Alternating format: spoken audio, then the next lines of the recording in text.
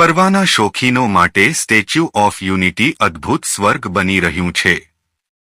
અહીં આવીને તમે જેટલું ફરો એટલું ઓછું છે. સ્ટેચ્યુ ઓફ યુનિટી પાસેથી વહેતી નર્મદા નદીમાં હવે ક્રૂઝ ઉતારવાની તૈયારી ચાલી રહી છે.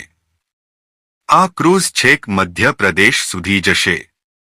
હવે કેવડિયાથી મધ્યપ્રદેશના ઓમકારેશ્વર સુધી ક્રૂઝ દોડાવવાનું આયોજન છે. આગામી દિવાળી સુધી આ ક્રૂઝ સફળ રીતે નર્મદા નદીમાં તરતી થઈ જશે. કેવડિયા ખાતે હવે ક્રૂઝનું નવું નજરાણું આવી રહ્યું છે. ખાસ વાત એ છે કે આ ક્રૂઝ છેક મધ્યપ્રદેશ સુધી જશે.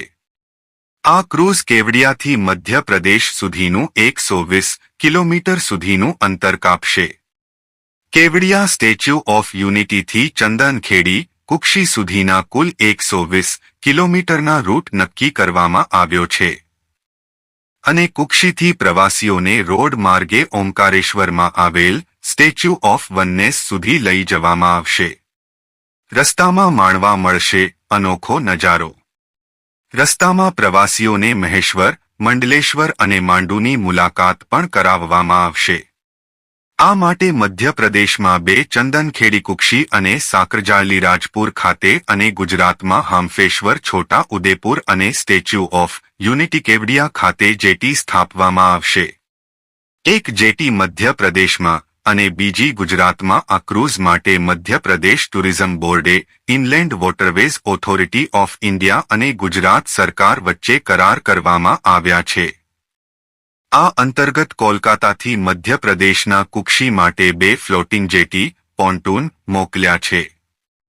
આ પોન્ટૂનનો ક્રૂઝના ટર્મિનલ રૂપે ઉપયોગ થશે.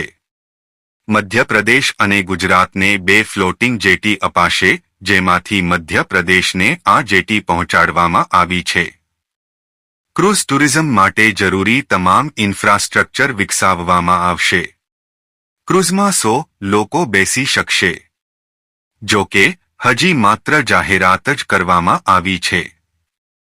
ક્રૂઝને પહોંચતા લાગતો સમય, ટિકિટના દર અને સ્ટોપેજ વગેરેની તમામ માહિતી હજી નક્કી કરવાની બાકી છે.